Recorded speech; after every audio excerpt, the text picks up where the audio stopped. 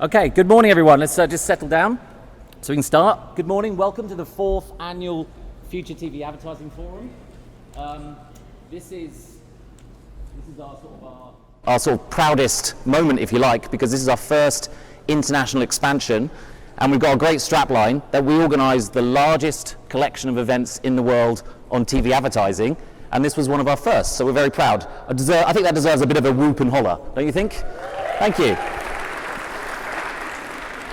Now, we don't just organise TV events, we have investments in publishing titles and more digital sort of focused festivals and a new business called MadFest too, plus events on radio, out of home, data, and so we do lots of stuff in the media, advertising, TV and tech industry. Excuse me, I'm just going to get my slides here.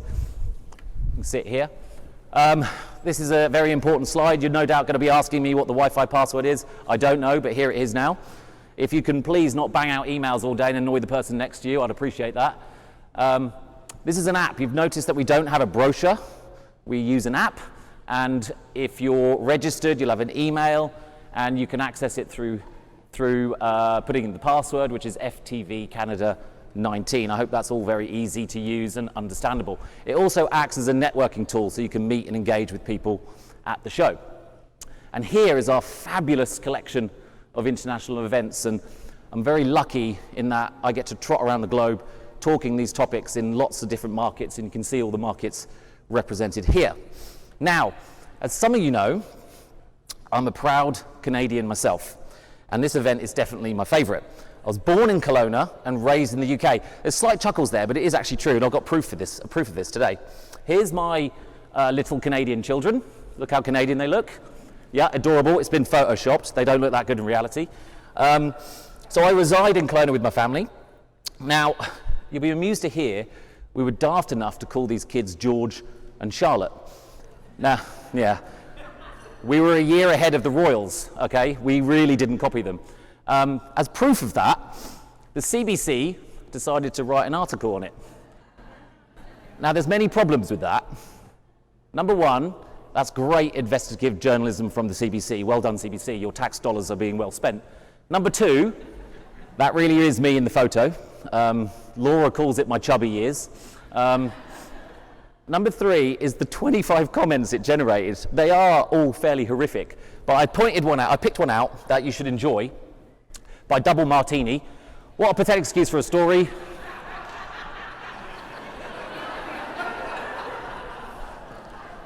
Nailed it, Double Martini, nailed it. So it's worth noting though, it is worth noting, I am weaning myself off my Britishness and growing stronger in Canadianness daily. I occasionally drink Tim Hortons coffee, despite the flavour and aftertaste.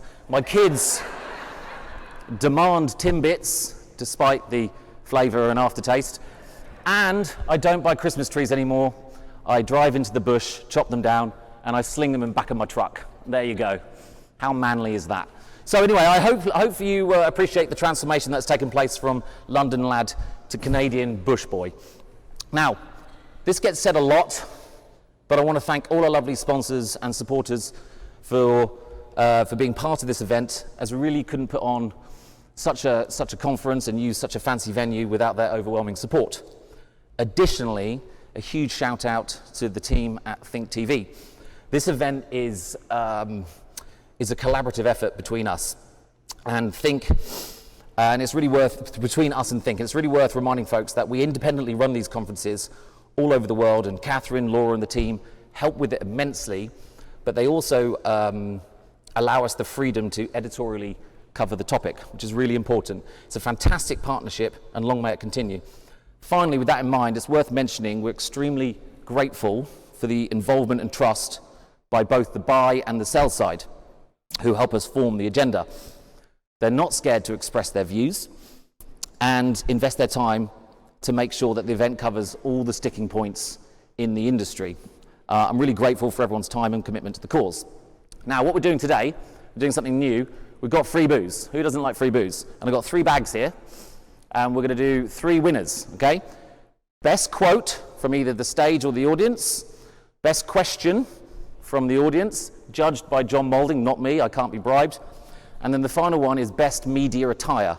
We all know this is an advertising event, so there's going to be some interesting shirts, socks, and all sorts of accoutrements that's going to be accompanying people's attire. So we're going to be giving these out later on in the afternoon, so good luck with that. Now, you may also notice that every speaker has their own music to come on stage with. This is mainly for my own amusement, but I hope it gives you a chuckle too. Now, that's enough of me. First up on stage, you should be familiar with this guy, as he's kicked off the event for the last 2 years running. He has been known as the Grim Reaper of cable for his negative predictions and warnings to the TV industry. But this year, he's going to give good news to broadcasters with a reality check to the Canadian TV industry. Let's welcome Guy Bisson, co-founder and director of Attire Analysis, on stage to kick off the event.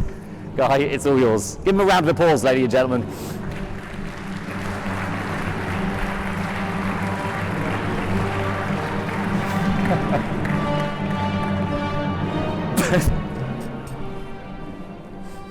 Thank you, Justin. Good morning, everyone. When Justin warned me there'd be personalized music for every speaker, I kind of guessed what it would be, and I was right.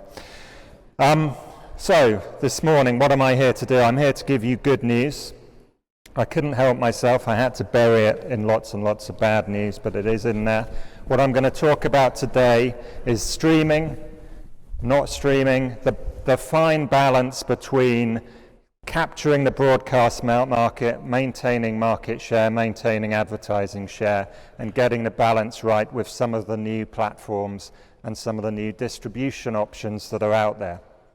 So let's start with a bit of scene setting. Market changes. Where are we in the Canadian market? Well, online has passed TV advertising, but of course most of that online is not video, not directly competitive with television. Actually, at the moment of the online pie, video advertising accounts for about 8% of online ads. Now that is both good news and bad news. It's good news, I guess, for TV advertising, but it's bad news if you think about opportunity seizing around streaming and online and moving that market towards that online video away from some of the other forms of online advertising distribution. This slide, I think, makes that a bit clearer. What can we see? Well, we've got the bar, the share of TV advertising, and the bubble, or the circle, is the share of online, that is video. And you can see that the UK and Canada are very similar in terms of their share of TV advertising, of the whole advertising pie, but they differ in one very important metric, and that is the percent of online that is video. So the streaming market, the television-controlled streaming market in the UK is much, much more developed than it is here in Canada. Meaning, of course, positive news, there is still time to shape the evolution of the streaming advertising market and its monetization in the Canadian market. And we can learn lessons from what's working out there in the wider global market and in individual countries like, for example, the UK. Bad news, mix of good and bad. So Canada is on a par with the highest penetration markets for streaming services, similar to the US and right up there with the highest penetration European markets. So streaming platforms already have a very strong foothold in the Canadian market. These, of course, are paid streaming platforms, so we're talking more about a subscription model here. In there also lies opportunity. Viewing shifts. We all know about viewing shifts. A third of viewing now, roughly, is non-traditional. By non-traditional, I mean not from the incumbent broadcasters, not from the traditional pay TV operators, but from things like SVOD players, Netflix, etc., but also online video, YouTube, and the other players. But again, the good news, do I need to say that if 1/3 is non-traditional, that of course means that 2/3 is still controlled by the incumbents. So nobody is saying that the market has disappeared, that one has substituted the other. Clearly that big pot is still lying with the incumbents. Now here are two opposing forces, and this is where that fine balance comes in, and this is why it's so tricky to get streaming strategies right if you're one of the incumbent and established players whose main revenue and money comes from more traditional sources, TV advertising, or in the case of subscription models, from pay TV subscription. The balance is so difficult because of the next two charts.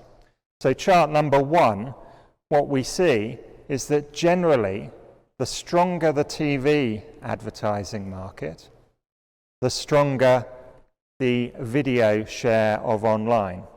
And that kind of makes sense because where television-driven players are stronger, they've managed to claw back more of that online market, and more of it is video.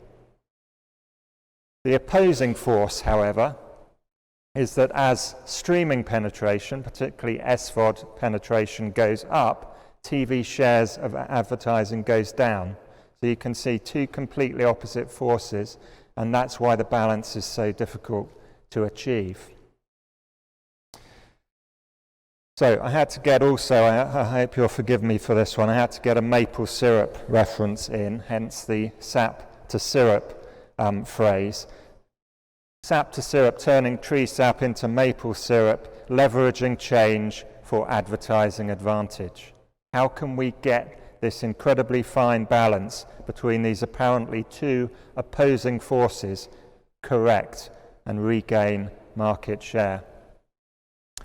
Well, if we think about commercial television, and I'm thinking again globally, not specifically here about Canada, broadly there are three strategies for evolution in today's brave new world of streaming. One is the studio strategy, so leveraging production assets, create content for global licensing. Second, I'm calling the millennial strategy, or follow the kids, and this is about investing in things like esports, in millennial-driven news portals, things like BuzzFeed, etc. And the third is an online strategy, and that is about investing in online platforms, online video distribution, e-commerce, e-publishing, etc. All of these strategies, there are examples out there among commercial broadcast groups.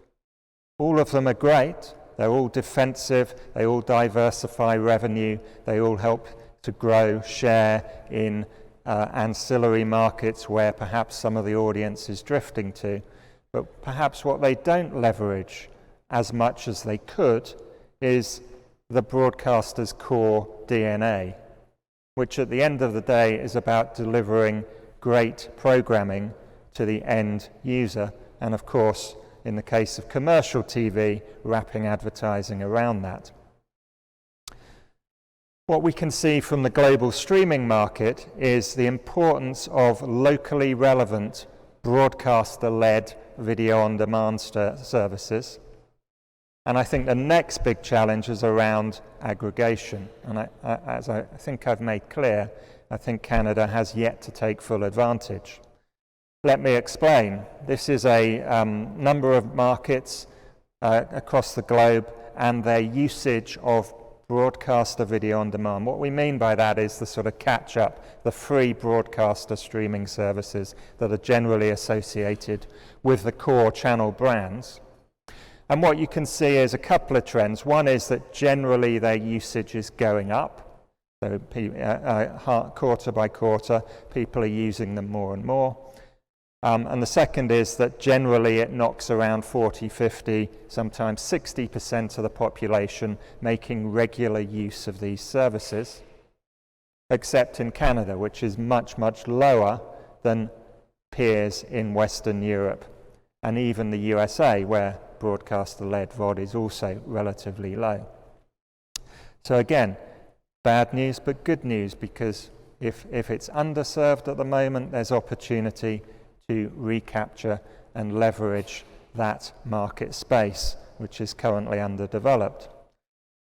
So what we can see, comparing the UK in the middle, which in a way is the most developed, thanks to the BBC and iPlayer, lots and lots of people use broadcaster streaming services, paid streaming services, and the overlap is about 50% of the population. USA, top right, much lower, but still higher than Canada, where people, and the way that they're stacking different streaming services in their in-home entertainment bundle is much less developed. So how do Canadians stack their different services? Well, if we think of three types of viewer, I've called them here old and new aggregators. Those are people who take streaming services, but also take those traditional pay TV channels. BVOD users, we've talked about broadcaster VOD, and then streaming aggregators who have ditched pretty much the traditional platforms and are using streaming from the broadcasters and a paid SVOD service from someone like Netflix or Crave or one of the local services. And what we can see is that streaming aggregation space is very, very small. So we don't have that big transition away from the traditional platforms yet. People are not ditching. In other countries, much, much higher, nearly 12%, for example, in the UK. Old and new aggregators is the big market here in Canada, and you can see that much, much higher than in the UK, 50%, 52% versus 14%. So again, opportunity to shape how that evolves. What about where the broadcasters sit and where their streaming services sit? Because this is an important point about opportunity. So two axes here. The y-axis up the middle is basically how classy you are, higher ABC1, lower ABC1, and the x-axis going across is younger to older. And what we can see is that the Canadian broadcast groups are fairly tightly clustered. There is some range there, but they're slightly older and they're about middle of the road in terms of social class, as you'd expect with a very broad audience type of channels. Where do their streaming services sit? Well, if we put those on the same chart, basically people who use the broadcaster video on demand services, and indeed some of the SVOD services, are a bit younger and a bit classier. And that has to be a good thing. That has to be an audience that you want to chase. And that has to be about opportunity. Another piece of good news, compared to Europeans, who are generally quite miserable, Canadians actually have quite a high tolerance for advertising. Not as high as your cousins in the US, but quite high compared to many of the European countries. So when we ask people if they mind seeing advertising between their programming in Canada, around a third of people say, no, I really don't mind. So another piece of really good news for advertisers. So how do we find position in what is an increasingly crowded market out there? Where are the gaps in the Canadian market? Let's think about the different platforms, the paid ones, the free ones, the channel-led ones, the Netflixes, the Facebooks, and where does everything position on two axes again? How premium they are to general and how much of a platform or aggregation strategy they are compared to how much of a sort of traditional channel model are they. And if we think about Canada, most of the free-to-air services I would call channel analogues. They're basically broadcaster-led channel equivalents that are streaming. Some of them are developing a bit more like platforms. So perhaps adding exclusive content, bringing on additional services, the way that they're windowing content or box setting certain content makes them more like a platform. And then we have new entrants on the social media side who are largely filling that space that we used to think of as niche thematic. So they're targeting very specific audiences. Amazon, which is increasing or bringing Amazon channels to Canada, is an aggregation play, of course, bringing on multiple brands into a single platform. And then we have new services like Apple, who are really filling an unfulfilled opportunity, not just in Canada, potentially, but globally, and that is the opportunity around premium streaming. So bringing everything into one place and making it work really, really well, which of course is what Apple is really good at. Smaller studios, again, operate like mini-channel families, and then we have Disney, which is bringing a bundle of channels into the market. So a bit of aggregation, a bit of channel strategy, very interesting play there.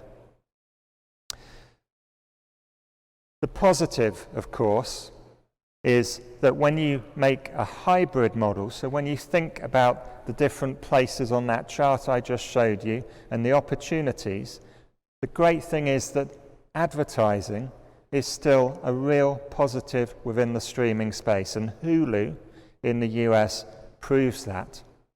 When you go on to the platform and try to subscribe to Hulu, not having advertising is an optional add-on. It's a really interesting piece of positioning there. And why is it an optional add-on? And why did they drop the price of their ad-supported streaming service earlier this year? Because they make $11 of advertising a month per subscriber for the ad-supported streaming tier versus obviously the one that doesn't have ads, which makes nothing from advertising. So an ad-supported streaming customer is worth $16.99 compared to $11.99 for a premium ad-free customer, $5 more per month per customer.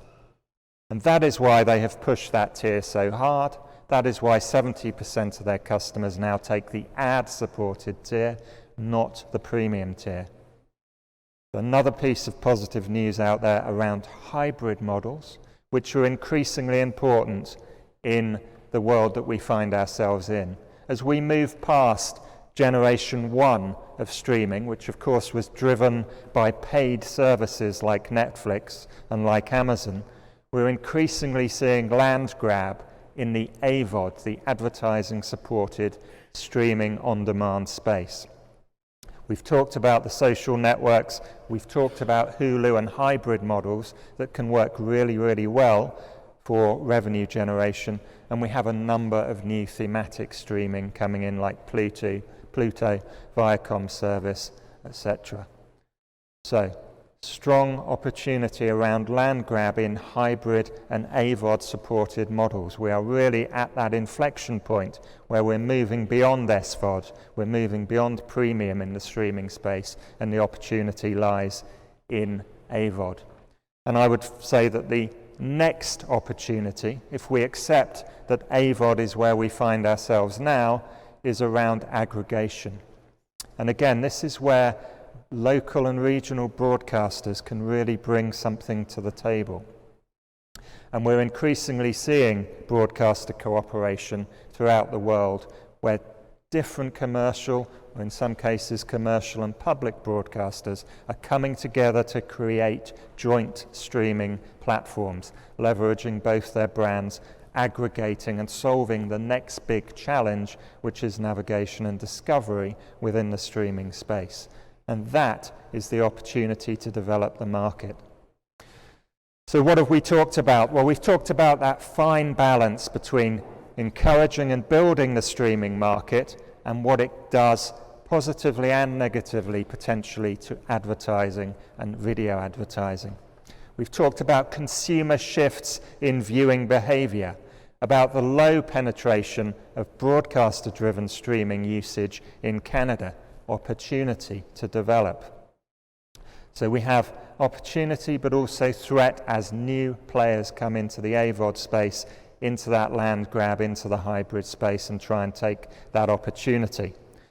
But we also have lots of things that we can leverage as local broadcast players, and that includes aggregation, that includes brand, that includes programming, that includes local, and it includes BVOD services that hit home with that evolving demographic. And that is where I would say the opportunity lies. That is the positive news for broadcasters in a very rapidly changing market. Opportunity is the key. And with that, I'll see if there are any questions. Thank you.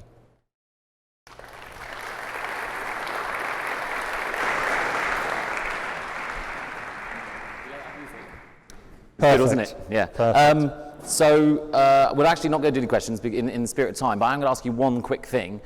Of all the sort of global SVOD platforms out there, which ones are making money? Well, it depends how you do your accounting, because Yeah.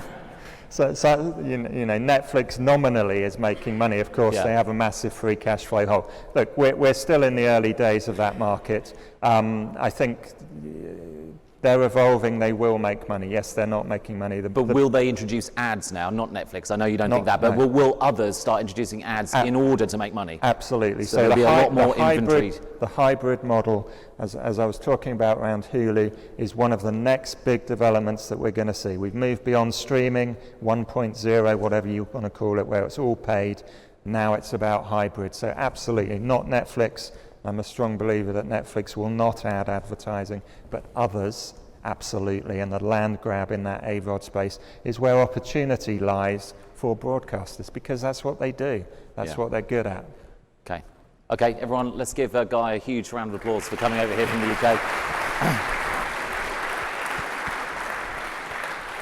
I'm actually a subscriber to Crave. I think it's a brilliant platform, and someone has to tell me here whether that platform makes any money. I know it doesn't carry any ads, but I'd be very interested to know how well that's doing, but I think that's an exceptional product for the Canadian market.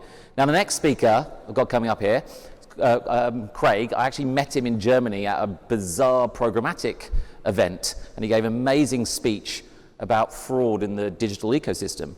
It was terrifying, frankly. We got chatting, and he's one of the leading global investigative journalists covering this topic, and he's one of your very own. He's a local lad, which is amazing. So it's a pleasure to have him here, and he'll provide you with an update on what's happening around the world with ad fraud and real warnings that's coming to the OTT advertising market. Let's give Craig a massive round of applause as he comes on stage.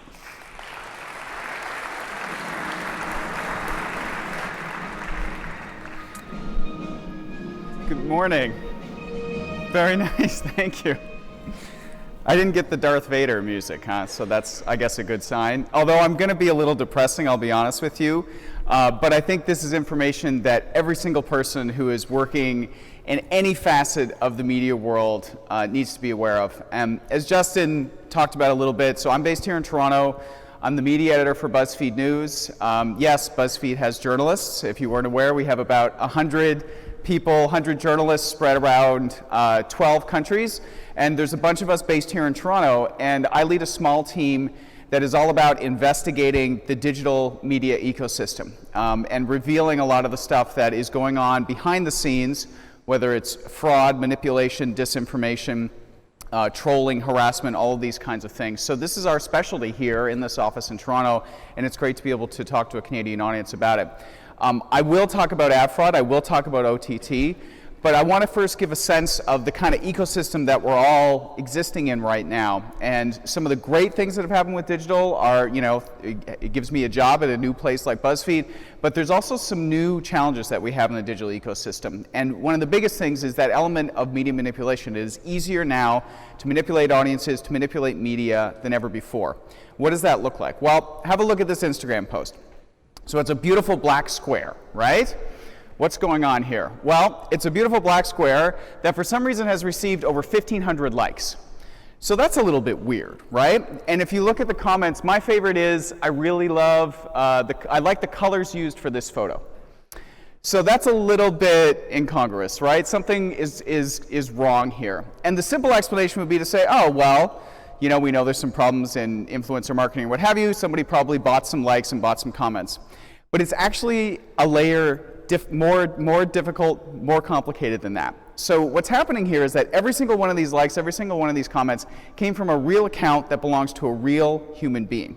But obviously that comment doesn't make any sense. What happened is that there's a company that went out there and recruited people with real accounts and said, hand us over the credentials for your account.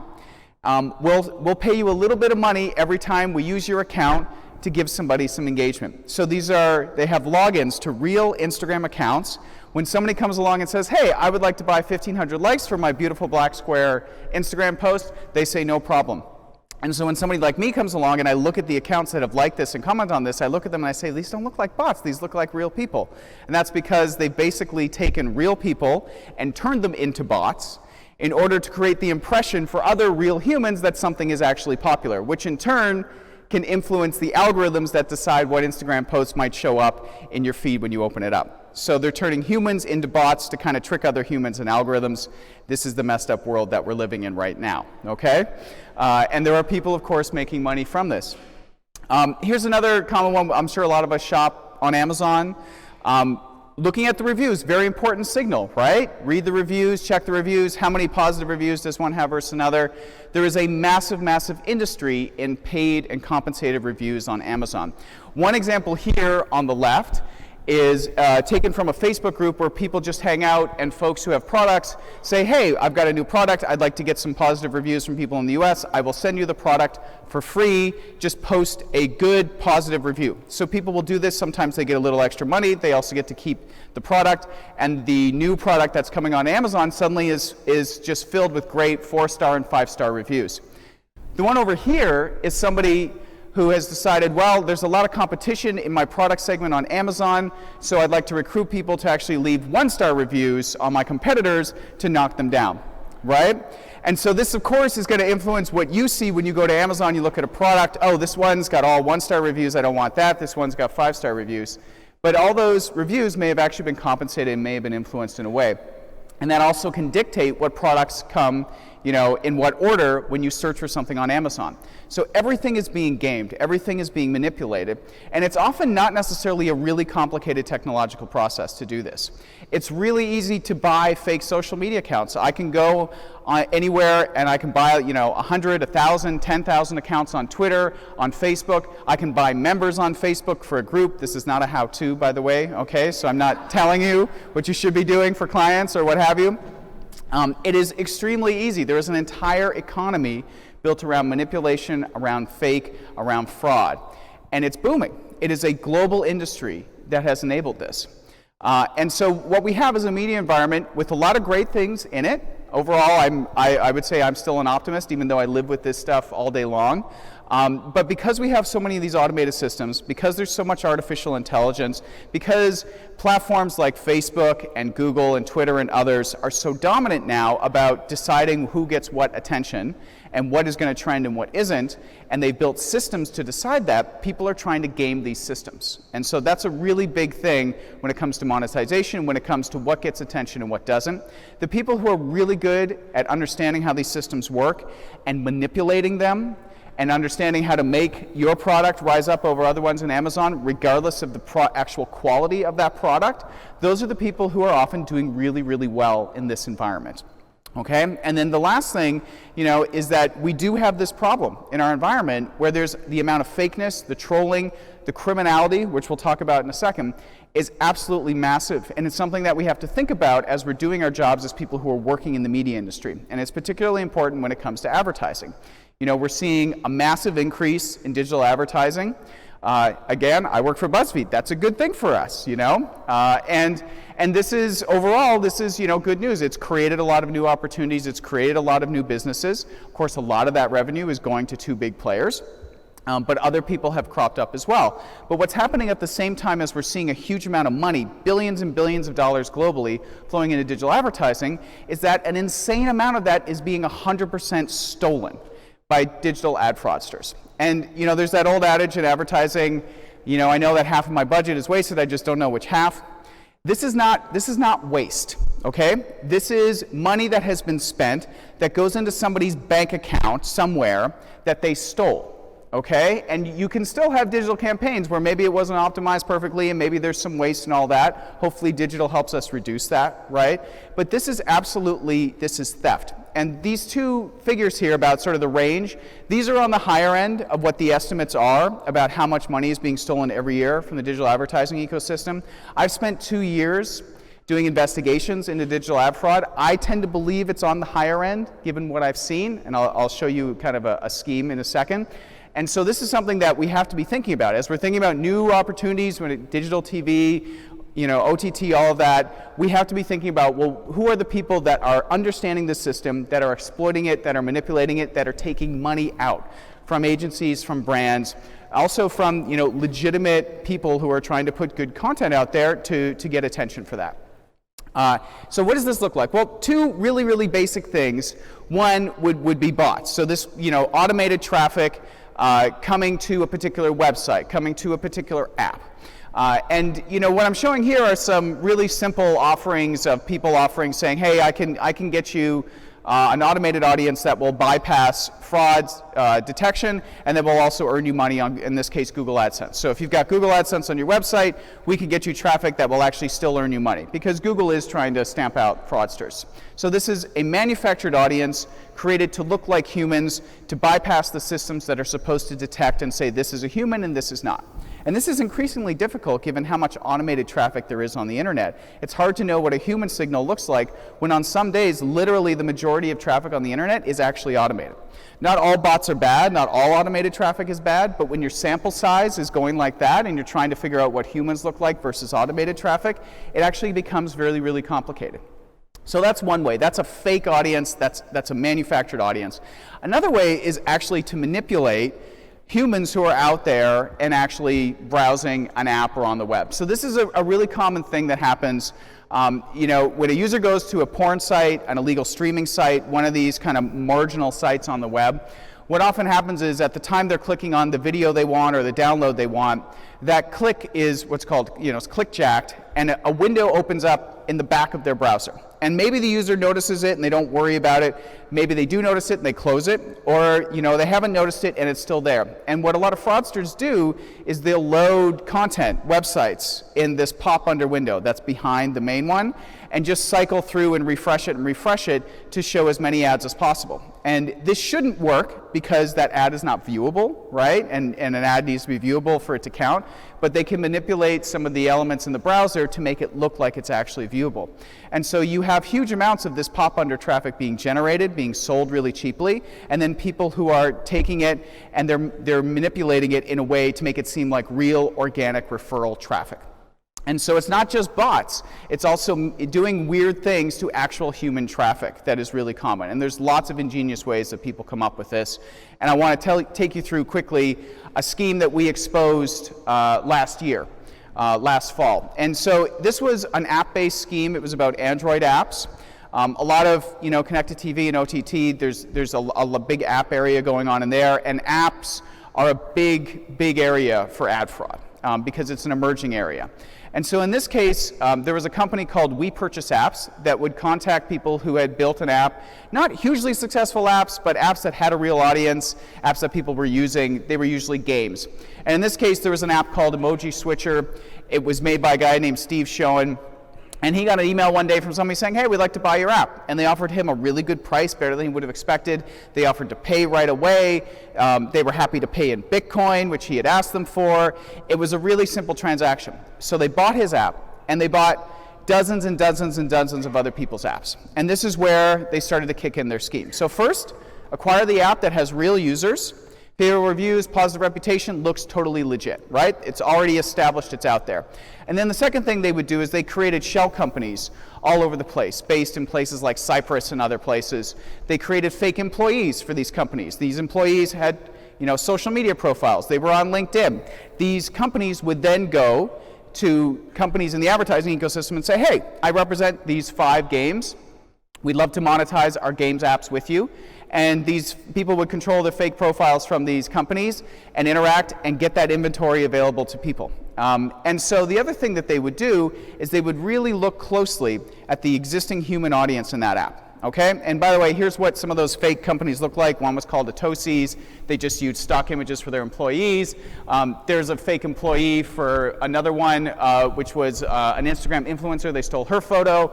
Over here, this woman, she's a UX designer.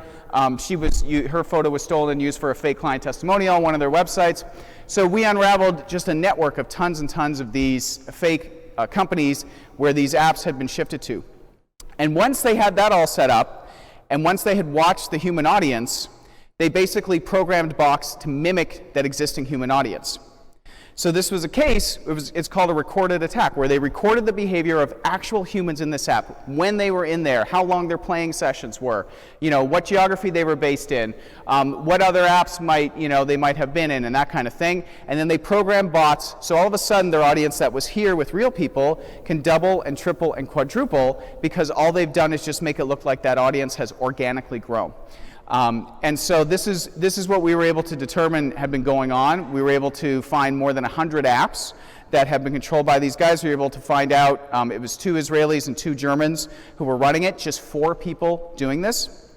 And so at one point I got an email from an insider in the scheme as I was looking into it, and the person basically said, listen, I'll tell you how this whole thing works, how we generate the fake traffic, how we create all these fake companies, how we partner with some of the biggest people in the ad tech ecosystem to do all this. And at that point there had been an estimate that a few of these apps had generated about 75 million in fraudulent revenue. And this person emailed and said, listen, that's like 10% of what's been going on here. So this is one scheme, okay? This is one scheme, and that's the gross revenue, not of what they were pocketing, because obviously everybody takes their cut along the way. But the key thing about this is how professionalized this was, and how they had partnered with major players in the ad tech ecosystem to monetize these apps. And it was really complicated. Like we had to untangle all of these connections between one app and one website and another, and we had to produce these graphics here to explain to readers why we were able to say there's more than 100 apps all connected to the same people. In some cases they were connected by an email address and a domain name registration. In some cases it was an SSL certificate on one TV or on one website, which led us to other companies, which led us in turn to other apps. And they had built this really intertwined structure that nobody had pulled apart to that point. This is the story we published.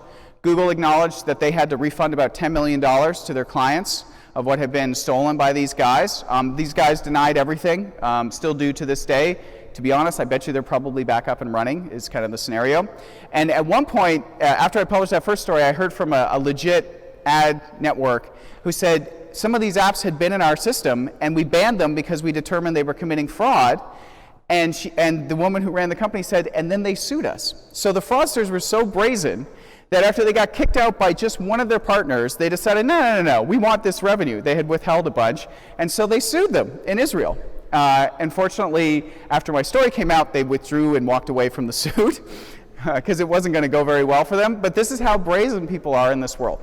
And this is what we're dealing with. And so that brings us to kind of the topic of the day, what does this have to do with TV? Well, we have a huge, great growing industry in terms of digital TV. I personally am a cord cutter. We have a Roku TV at home. We have an Apple TV. This is the way that we're getting our content these days, and we're happy with it. But OTT, because it is very new, because it is often very technical, it has one of the highest rates of fraud. Of all these, so apps, websites, display ads, think of all these things. OTT, this is data from Pixelate, OTT has one of the highest fraud rates. Because it is new, because not everybody understands the ins and outs of it, fraudsters who are very sophisticated do, and they exploit what's going on. What does this look like? Well, one of the common things is, they'll misrepresent the audience that's actually in there. So maybe you thought you were targeting to an audience, in Ontario, for example. But if you actually were to look at the data, you would see that, 90% of our views happened at like 3 a.m. In what would have been the time in Toronto or other places in Ontario. That doesn't actually make sense. And so one way is, of course, using bots to manufacture audience to make it seems like more people are viewing a particular ad in a particular app, in a particular channel at a given time, earning more money for that particular channel owner. What we've also seen happen in OTT are people trying to claim that they've displayed a certain ad format, maybe a more lucrative ad format within an OTT environment. And if you go and check, that OTT environment is not actually enabled to show that particular format. So this is something that happens a lot in apps where somebody buys a cheap banner ad and then they try to stuff a video ad in behind it to earn money. It's basically an arbitrage play. They buy the banner space, but then they're able to sell based on a video. And so OTT is seeing all the same kind of challenges and problems that are in other places. We are seeing people using fake audience or manipulated audiences. We are seeing people set up entire channels in OTTs. Maybe it's an open platform that enables people to set one up, and they'll set it up and they'll put content in there, and then they'll find a way to generate a manipulated audience to go and earn revenue from that. So this is a really important thing to keep in mind as we're thinking about the opportunities for the future. You have to be protecting yourself. If you're an agency, if you're a brand, you have to be paying attention to this stuff. If you are one of the platforms enabling this, you need to think about what you're doing to keep this kind of behavior off of that platform. And a few guidance, a bit of guidance from me to close on this. I mean, the first thing that's really good, I think, about the digital TV environment is that this is still new, it's still emerging, it's growing well, but we have an opportunity now to get things done the right way. Fraud is already getting out of control. Everybody who's got a say, everybody who's got a stake in this needs to speak up and talk about it. And what that looks like in your specific organization is having conversations about what is obviously sometimes a really uncomfortable topic. Is everybody aware of this kind of stuff? Are you talking about it at the C-suite level? Does anyone have a mandate within your organization to actually be responsible for fraud? Do they have budget? Do they have power? Do they have say? Can they stop something from happening because you're concerned about what it's going to look like? Those are really key characteristics for organizations or companies that are trying to stop this stuff from happening. Keep in mind, the people you're going up against are very motivated, they're very savvy, they get away with a lot, and they're used to it.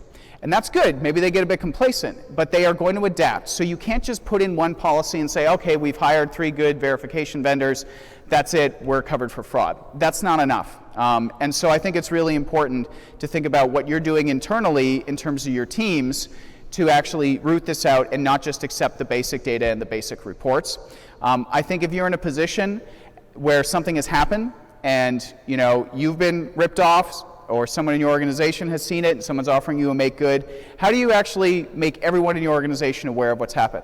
How do we as an industry make sure that people who know that there's a bad actor out there are not just keeping it tight-lipped, but we can actually share this intelligence across each other? I know this is something that people are trying in the US in terms of sharing information on bad actors, and I think it's really important because what we saw with that big apps investigation was that they would often get kicked out of one ad network, and maybe they'd sue them, like the example saw, but they had 10 others they could either go to or that they already have relationships with. And that one ad tech agency or the one ad network over here that saw that it was fraud doesn't tell the other ones, right? And so they've got the intel, but it's not getting shared. I think this is a really important thing to think about and talk about as an industry in digital TV. How can you actually share intelligence to make sure that the people buying are getting a really, really great value for their money, because they absolutely will spend more if that's the case.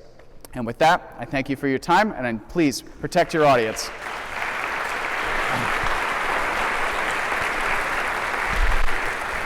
That's brilliant stuff. Does anyone have a question for Craig on this interesting topic? We have a lady at the back there, wearing white. If we can get a microphone to her. We do actually have mics. John, do you have the mic? No. You're going to have to be loud then. I don't know where Alice or all the microphones are. Sorry about that.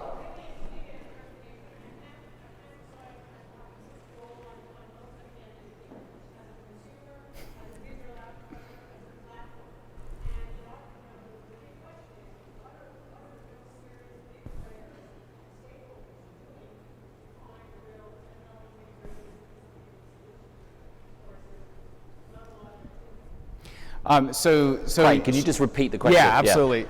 So I can relate to her. She said, I'm offended on so many levels. She's like, as a consumer, as someone in this industry, and I agree. I'm outraged about it, which is why I've been doing this reporting for 2 years. And she asked, what is happening to actually find real solutions to this on the technological sense?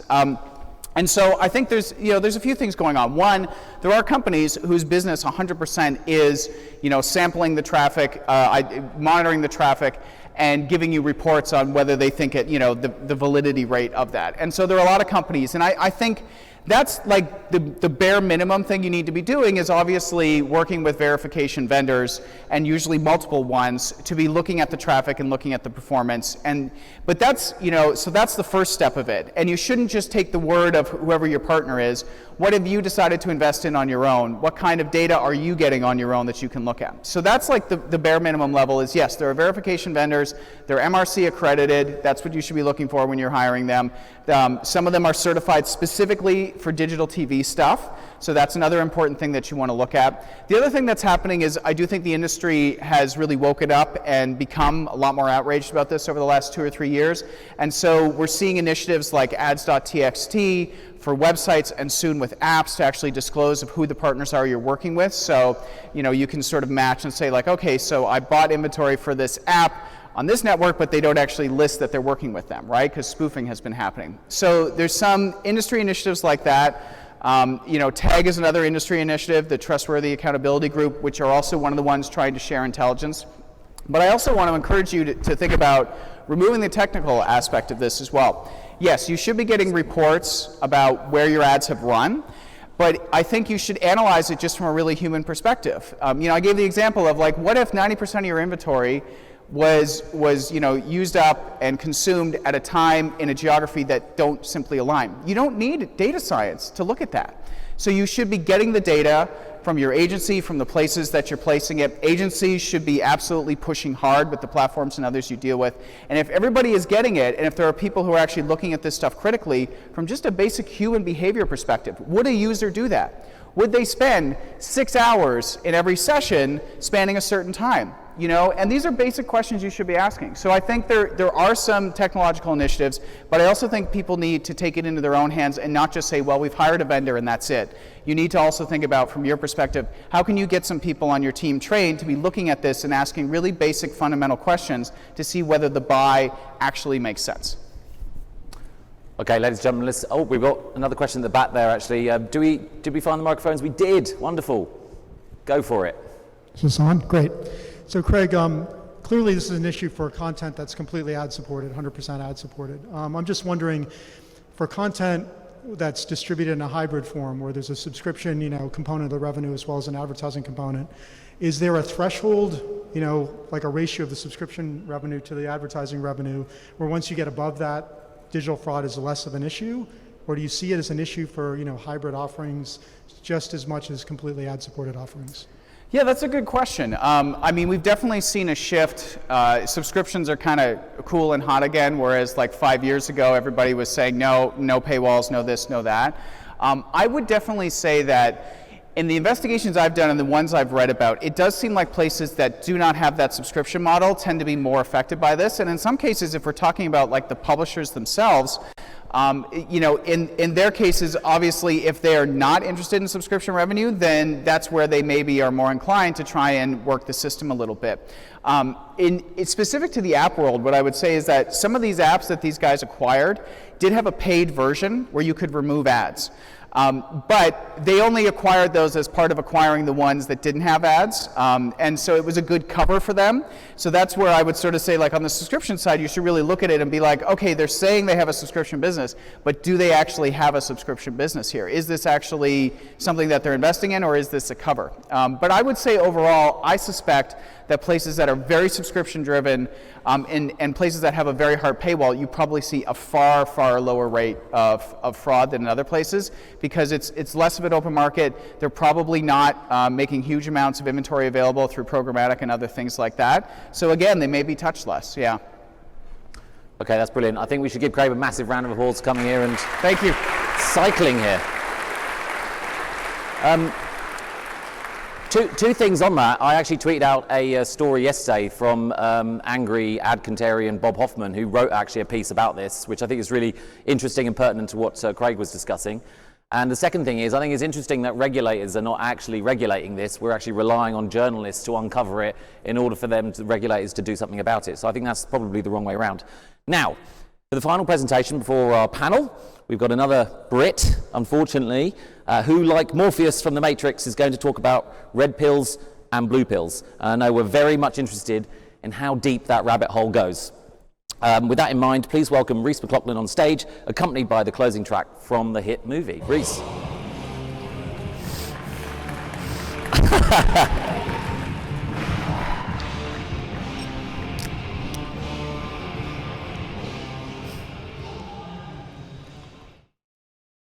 The irony, of course, being it's been 20-something years since I was last headbanging.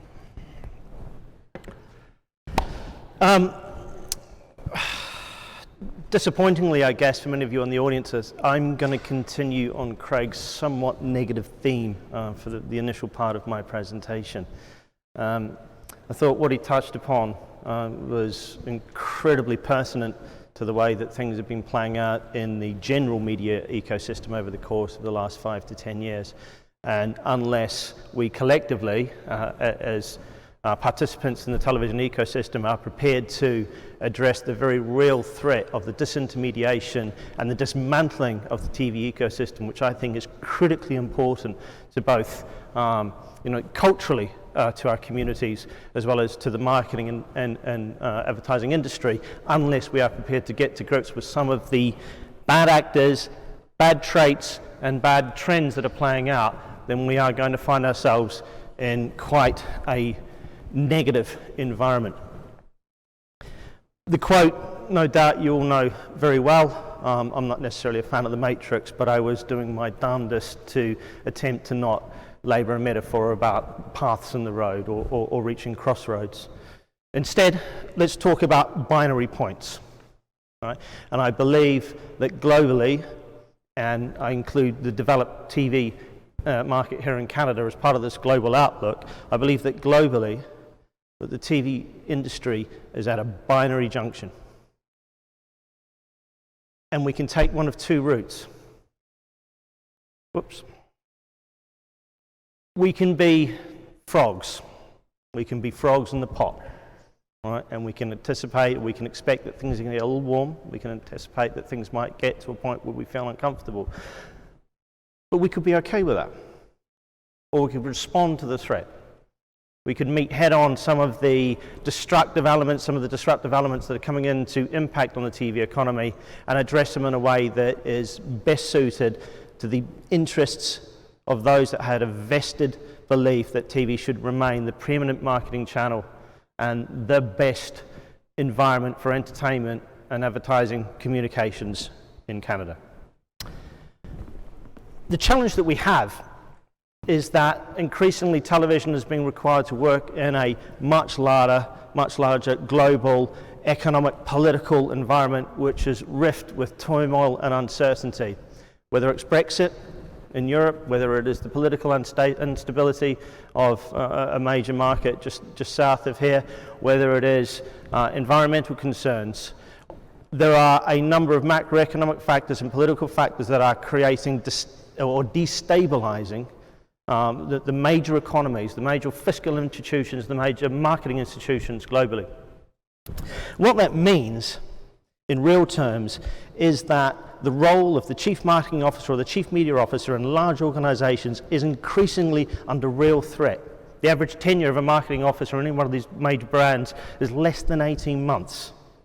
And what that typically means is that these individuals are only really bonused or KPI'd or assessed against some very short-term metrics, 18-month window.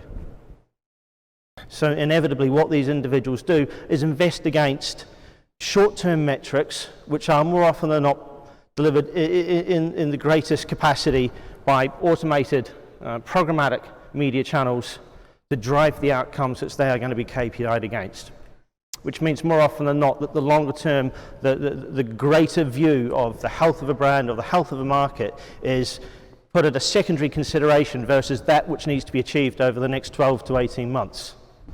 It becomes a self-perpetuating circle in which the long-term and reputational outcomes are diminished, the media itself becomes commoditized, and context becomes secondary to just performance or outcome. And it means that automated trading continues to grow and we go around the carousel once again. Within that, certain large organizations, large entrants into the media economy have become incredibly adept at navigating a narrative that suits this particular dynamic. Now, I'm particularly fond of this quote, which obviously originates in this market, and I've used it to some considerable effect across both Europe and the Asia-Pacific region, because I think it is the most rigorous and the most thorough and the most accurate takedown of what I believe is symptomatic of the disruption that is coming into the television market. I think it's incredibly clever.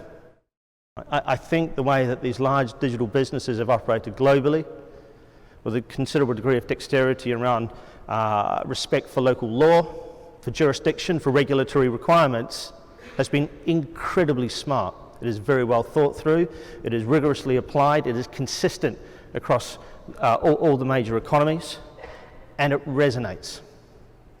I think if I sold this, I would be dangerous. It leads to this, and I'm going to label this slide somewhat because I think this is apocalyptic. I think this is a real cause for concern, and it is consistent with what I see play out in the other markets where I'm responsible, whether it be Australia, whether it be the UK, or some of the European markets, is that generally we see a healthy investment into the advertising economy by major global market. 24% growth across the last 6 year or forecast for a 6-year period here in Canada. But within that, a $300 million decline in television investment versus a 74% increase, a $2.8 billion increase into the digital businesses. If I was to tie that point to what Craig's just shared with us, I think this is a cause for real concern. A real cause for concern. The mathematicians in my business have concerns about me presenting a ratio such as this because it's not really a ratio. But this is what is playing out in the Canadian television market and the Canadian marketing market right now. That for every dollar that comes out of television, $10 is going into the digital businesses. And more often than not, that $10 is going to one of two or two players. Right? And those two players who, as we've just seen, are very adept at marking their own homework, setting their own homework and marking their own homework. This is blue pill thinking, right? This is the situation we find ourselves in where TV has failed to respond, that hasn't adapted necessarily in a robust manner to the threat of the digital businesses. And increasingly the marketeers have become preoccupied with the conjuring misdirection of those major digital businesses. And it has resulted in a scenario where, like I said, for every dollar that comes out of television, $10 is going into digital. And it really matters. Right, it really matters because purchasing power in the new video economy and the new television economy is critical. It is the be-all. And irrespective of whether you have long-term contracts, whether you have political protection for your sporting rights or for the major kind of tentpole television products that are currently broadcast through linear television, irrespective of whether you have those today, over the course of time, those protections will be eroded. They will be taken down, they will be dismantled. Last year, the digital businesses, specifically Google, Facebook and Amazon, spent more on political lobbying in Washington than the collective efforts of the oil industry, the tobacco industry and Big Pharma. Bear that in mind. Right? Any regulatory protection that you may have, anything which currently preserves through the regulatory environment what is good for television, access to sporting rights, the Olympics, the World Cup, some of the key North American sporting franchises, if they are currently protected in a broadcast environment, those protections will be undone through the political lobbying of those major broadcast businesses. And I don't think TV can let that happen. I don't think we can afford collectively to let that happen. Right? When you allow that erosion, when you allow that dismantling of the television economy based on these core television assets, then you find yourselves in a perilous position. And it's played out very quickly in the magazine economy and the print economy. And this is a quote from a conference earlier this year, where by a managing director of one of the major print franchises in the UK just ran up the white flag. They surrendered. Right? And I think we should, as those of us who have a collective interest in the well-being of TV, I think we should take notice of and look to draw parallels between what is and what could potentially play out in the television economy with what has happened in the print economy. And only this morning I read before coming here that Marie Claire, right, a Hearstback major glossy title that has been in the UK for the best part of 50 odd years, is shutting down. There will be no longer any print edition of Marie Claire. Right? It was a staple. It was a mandatory buy in the UK print industry for advertisers for the best part of the last 25 years. And it's got to the point now where they can't compete. They don't believe that they are capable of warranting the printing of a paper edition of their magazine. Right? And it's not that they've decided to pivot and become a digital businesses. They have been reduced to trying to compete, right, with these major global businesses. And at this point, I'd like to pose a question to the agencies and to the advertisers that are in the room. And again, I'm going to tie this to what Craig's just shared with us. Right, 2.8 billion in additional investment into the digital businesses over the course of the last 6 years, against a decline of 300 million in TV, plus 74%, minus 9%. What sort of media economy do we want? What sort of media economy do we want to invest in? And if you were to tie it to what Craig was just sharing around the rampant fraud, the complete and utter, I'm trying to find a word that is legally appropriate for me to share on stage, but this really inappropriate, fraud-ridden, bot-ridden, self-scheduled, self-marked, self-analyzed media business that is prone to misrepresentation, that is run by businesses that have a very relaxed and dexterous approach to tax law, that believe themselves to be above regulatory scrutiny, that laugh off the fines that are placed upon them by the regulators in each of the respective markets. In the day, 24th of July, when Facebook got fined $5 billion by the FTC for the breach of their privacy arrangements, their stock price went up. On the day that they got fined $5 billion, they made more in stock markup gains than the $5 billion that they were required to pay out in fines. Right? These are the sorts of businesses that are taking money from TV. These are the sort of businesses that we are up against and are challenged to protect and promote what I continue to believe is the best media channel, and one that I think we should be investing in more. I'm not a fan of surrender. I did TV planning and buying at agencies for the best part of 15 years, and I've been working at Amobi in the TV strategy unit for the best part of the last 8. Right. We are all in on TV. We are not blue pill people. Right. I'm here because I have a fundamental belief that it's within TV's capacity to address these challenges head on. That we don't have to dance to the tune of these major digital businesses. That what we have, what we can enhance, what we can invest in, can be something truly, truly magnificent. And I think it is time that we own that change, that we look at the binary position with which we find ourselves and we meet it head on. And that starts with reframing the dialogue. For too long in the markets that I operate, we have been reactive, we have been responsive. We have not been front foot enough in shaping the dialogue.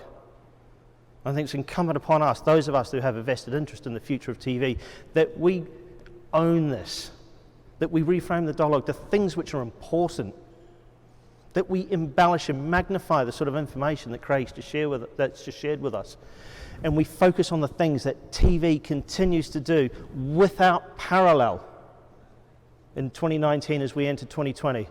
The things that TV is brilliant at remain without comparison and without competitive threat. Nobody is as good at doing what TV does, right? Despite the amount of investment into premium video products, despite the distribution, despite the disintermediation, you can't get these sort of stats anywhere else. No other media channel is capable of delivering quite these metrics, right? And it is remarkable that despite the investment in TV, despite the capacity for TV to effectively put its arms around and holistically own the narrative and drive that narrative, it continues to do brilliantly, and it continues in its silos, in its isolation, in its fragmented, disparate way, beat all the metrics. And it is with some considerable irony that we consider that over the course of the last 5 to 6 years, there's been a couple of major digital businesses that have woken up to just how impactful and just how effective television is. All right? In one hand, they've got their media sellers and their agency and client folk going out looking to completely disrupt and disintermediate in the television industry. Or simultaneously, they're significantly multiplying their investment into television to drive the business outcomes which are important to their businesses. So I say to you guys, women and men, right, that it is within our capacity to own the future of TV, because we fundamentally believe that the future of TV is TV, and it can be done on TV's terms. This isn't about outsourcing the future of TV. This isn't about letting the walls down and surrendering to the rules which are going to be dictated and authored by digital entrants into the ecosystem. This is about sovereignty. This is about TV on TV's terms. This is about collaboration and cooperation. This is about finding a way of building a walled garden that is rooted in and predicated on everything that TV does best. It's about addressing what does need to be addressed. What was TV does need to be embellished. It does need to be enhanced. It does need to make itself more accessible. Let's reduce the barriers to entry. Let's navigate the obstacles that make it so difficult and remove the archaic mechanisms and the processes which have stalled or inhibited TV's capacity to be more agile. Let's create accessibility that makes it easier 24/7 to buy TV. Let's harness the technology available to build new platforms, new access points, and new means of delivery that democratize television. And let's use the data that is available to us to build a business that can compete in segmentation, that can compete on targeting, that can compete on metrics and accountability, and those things which those digital businesses have done very well. So let's own the change. Let's not be subject to the whims. Let's not be dancing to the tune of the digital businesses that are looking to disrupt TV. If you have a vested interest in TV, then it is incumbent upon you to stand up and be counted. Let's take this on. It is a time for action. Or we could give up. I know which route I'd rather take. Thank you.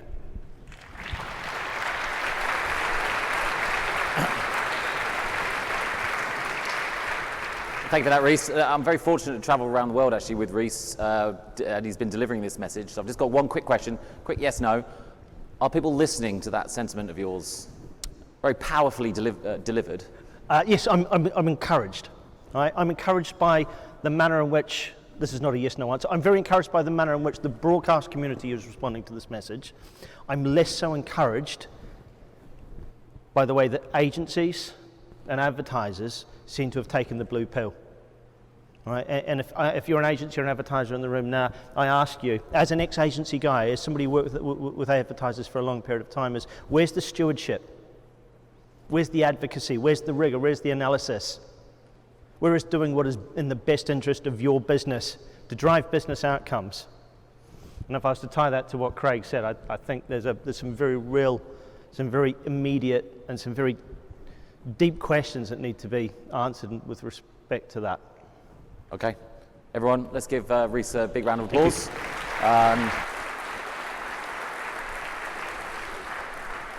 Just going to do a little bit of domestic work while I'm chatting to you guys. Two things, quickly. We're being live streamed today, courtesy of Chorus Bell Rogers. We've got a live stream for the folks out west, so we've got about 200 or 200 plus registrations for people watching out there, which I think is amazing. That's in addition to the 350 to 400 delegates today, which demonstrates, I think, the interest and the investment and the enthusiasm for people to see real change in the TV advertising market. So I think that's amazing. We are running just a little bit over, and we're just going to go into the break for this panel, which I'm a little bit apprehensive about, I'll be honest. But it is my pleasure to host this for you. It's my first panel to chair for this Canadian event, so I hope you guys enjoy it. It is obviously the battle royale of the buy side versus the sell side. We're extremely grateful, I am particularly, to have the leaders from both sides willing to tackle very difficult industry topics, plus questions from the audience which they haven't been prepared for. So that's quite fascinating. So let's get our speakers out here first, and let's give a huge encouraging hand to the sell side representatives who are in the red corner. Ladies and gentlemen, Yeah. You're over here.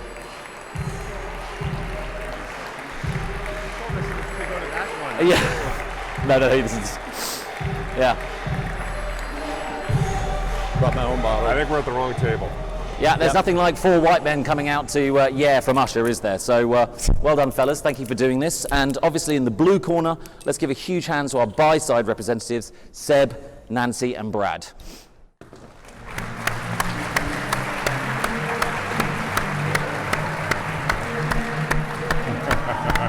Changed their minds. Yeah, they do. Woo!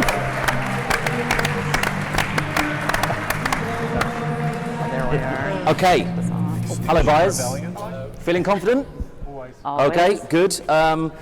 Obviously, they were greeted by Green Day basket tastes, and don't worry, we do have the time to listen to you whine. Now,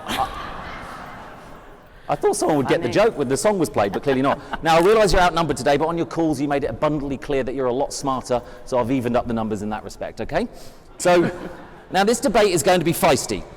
We have to recognise that agencies remain the largest trading partners for media owners by some distance. We have the 3 largest buyers in Canada on stage, facing off against the largest media owners.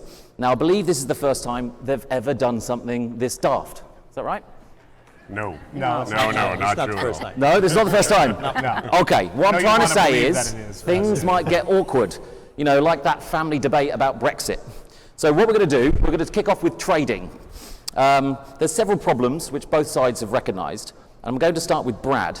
You're not happy with the current system, and it's impeding your sort of daily work life. Can you explain what you're not happy with and how that's upsetting you? Yeah, I think there's an awful lot of focus on hitting an individual number that we talk about 14 to 16 months before the following fiscal year ends, and this desire to get to an individual number across 100 plus clients is just quite frustrating. We spend way too much time talking about that number versus talking about how we can deliver solutions to drive our clients' business. And I think one of the things that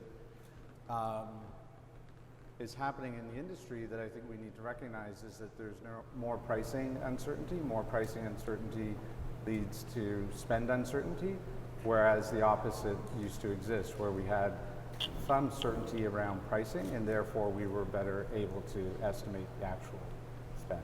Okay, so this is in reflection to you guys buying or committing to a spend that guarantees you a certain discount, against the rate card, but that commitment is never met, or is sometimes not met because of. I don't believe that it's. I think sometimes it's not met, and the reason why it's not met is because we're looking at 14 to 16 months across, as I said, 100 plus clients, and they are all working in different categories, and they have brands that are at different stages of their development and the challenges that they're facing against their competitors, and they have to make changes. Yeah. And they make changes because it's the right thing for their business. And what we won't do, we'll never do, is suggest a plan to a client to achieve a target. The plan has to achieve the business objectives.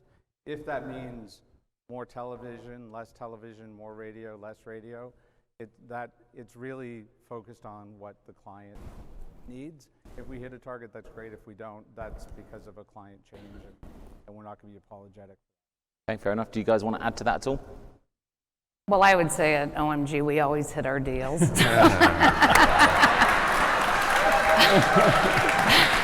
No comment from you guys. They get a chance to come back. No, so, I know. yeah. No, but I find what the problem is, so, 4 years ago, for example, when there was more fluidity, we were more confident on where our spend was going to be, we typically would over-deliver our deals, which is fine. What I think needs to happen, though, is there needs to be an understanding on our partner side that we need to go back and start fresh again, right? So I'll make a $1 deal with each of you 2 years ago. Now I want to make a 75-cent deal with all 4 of you because I know my client's business has changed, but then all you come back and say, well, if you go back up to $1, you can keep your same discounts, or we'll give you this, or we'll give you whatever, right? Yeah. So then we sometimes go, well, we can't penalize our clients, so let's say we can make the $1 even though we're not 100% sure we can, right? So I think by resetting where we're all starting from would help us all in the long run. Guys, who wants to take that on? I'll jump on. I mean, I don't think we're as married to agency deals as you guys think we are. Mm-hmm. I think we'd be very open to having conversations at a client by client level, and I think it's probably easier to manage that way. Mm-hmm. So if that's something that you guys wanted to talk about, I think we'd be greatly open to that. I mean, because at the end of the day, even within some deals, that's how we structure them. So there doesn't need to be an overarching commitment. I think we could sit down and talk about your biggest partners. At the end of the day, guys, I think part of the problem is as the industry is changing, mm-hmm. you guys have less visibility into the long term than you did 10 years ago. Absolutely. Right? Yeah. So it's making it harder and harder for everyone to live up to these deals. And I agree, Nancy, we kind of need to reset the baseline. There's margin conversations across all of these deals. I'm absolutely open and willing to baselining all of it, because I think the industry needs it.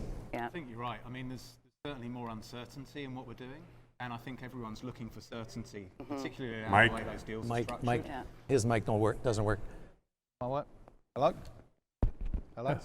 AV guys. Here, don't talk into mine. Get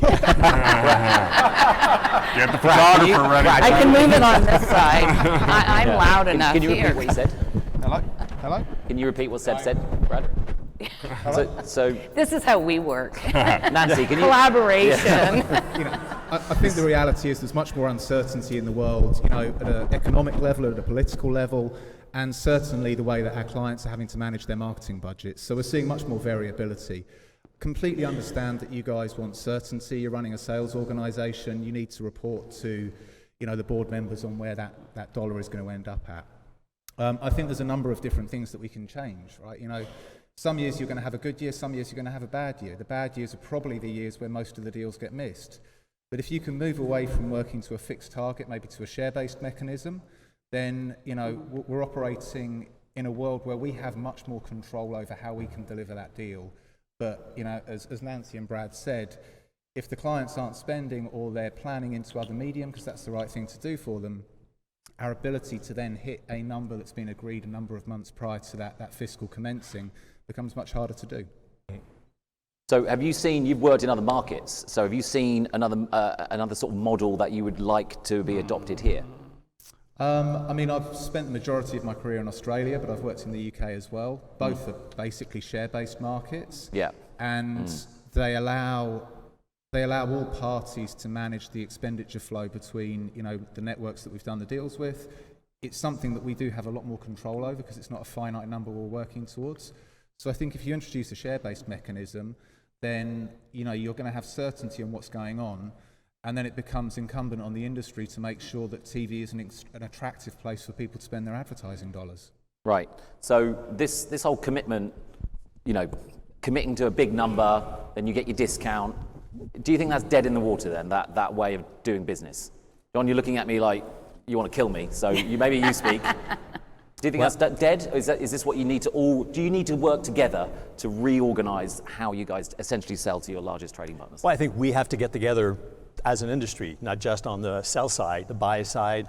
By having alignment around what the objectives are, I'm convinced that we can achieve the kind of movement that we've experienced in other markets, that we've seen in other markets. When we're talking about the UK market aligned in a specific direction, and I am totally convinced that we're all willing to do that. Mm-hmm. But that conversation needs to happen, industry wide with the key stakeholders of the buy side as well as the sell side. Okay. I was just going to add, whether it's a share base, we've all talked about potentially going to a share based deal, as well. We can talk about ranges because we have a pretty good idea of what the range is, but the idea that it's going to be $101.32 is ridiculous. I can give a range that you guys can take and then manage your business appropriately. And I think we've all done business cases. It's like worst case, best case, most likely. But whenever we talk about a range, everyone always gravitates to the best case, and it's more often than not, it's more like most likely. Have you guys ever come together though, like as a unified force? I've got a name for it. Ready? Advengers. Come on. Have you ever come like that and presented something like this to these guys? Because we always look at these guys and go, come on, sort it out. But what about you guys? Have you come together and gone, hey, maybe we should do it like this? Has that ever happened? No. Only when we're drinking. Okay. The funny thing is the three of us have had individual conversations over time that we should be working together. We Okay. just have not, we have not found the form to do that yet. Okay. Well, I would say it's also very hard for you to do, Yeah. Yeah. right? Because Well, you guys you are could do a competing. structure, Well, no, right? hold on, give me a sec. Because you guys are competing in a world, right, where procurement is driving your pitches, Yeah. and you're being pushed to put the most efficient cost per thousand down to win the business, which is difficult. And in a lot of cases, I think you guys may not even control it because it's happening at a global level more and more for some of these large accounts. And then you're stuck with a number to try to activate in Canada that isn't congruent with the pricing that we're seeing today. So it's going to, guys, it's going to put us at odds. Your job is to deliver the most efficient pricing. Our job is to drive the most revenue for our businesses. There's got to be some healthy friction in there. I just think that there are more forces driving us apart than bringing us together. I'd agree. I mean, look, you guys are all fierce competitors. We all have to compete fiercely every day.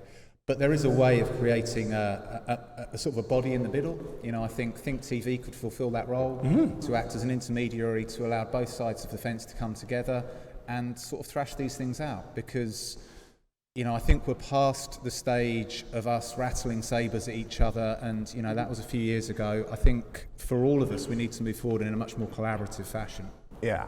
And we've got to find a mechanism that allows us to do that, because at the moment, I don't think one exists. Yeah. Yeah, but I think at the same time, what's true is we are, as an industry on the sell side, together discussing issues that are of interest to the marketplace, to our business in general, scouting and looking at what can be done to improve the business. We need that same platform on the buying side.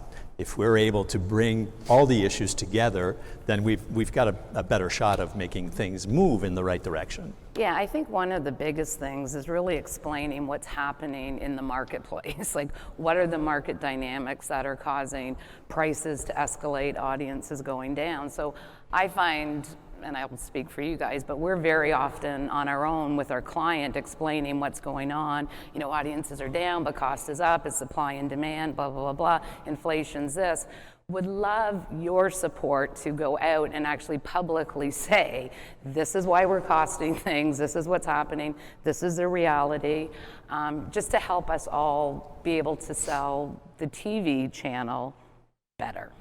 Yeah, and I think that, you know, Brad, you and I had a conversation about this a year ago, and you know, we are open to transparently being able to share the mechanisms that are behind. I mean, this isn't something that's imagined on the corner of an office somewhere. You know, there are tools, and we leverage expertise to be able to bring the sort of yield management practices that we develop and that we implement.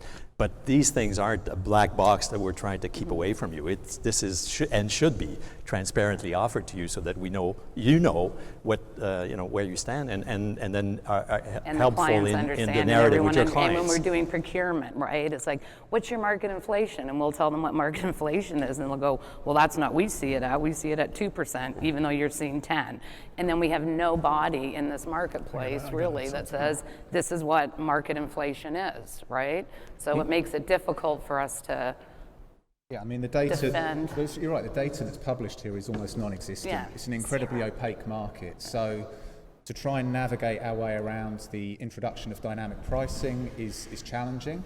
We get why it's been done, and we understand that you need to make money to operate your business and continue to invest in data and content and technology, but not giving us the opportunity to understand what the market forces are.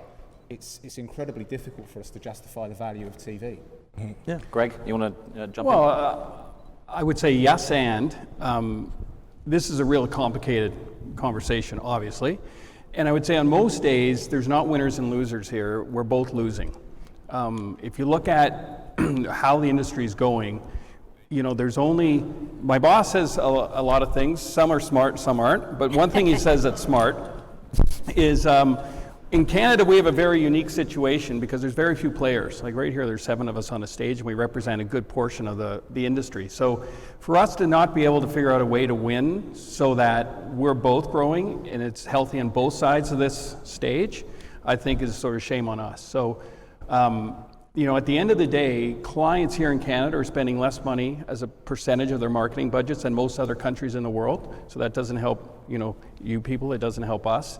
And part of that's procurement. We have to figure out a way of working with that. But as an industry, I think, there's lots of ways that we could be coming together to continue to win. But at the end of the day, the amount of money we spend on content is huge. And it's a supply and demand curve that has to also be honored. Yeah, but I think to help us help our clients understand that, I think those are the types of things that you guys need to be out there in the marketplace and talking about.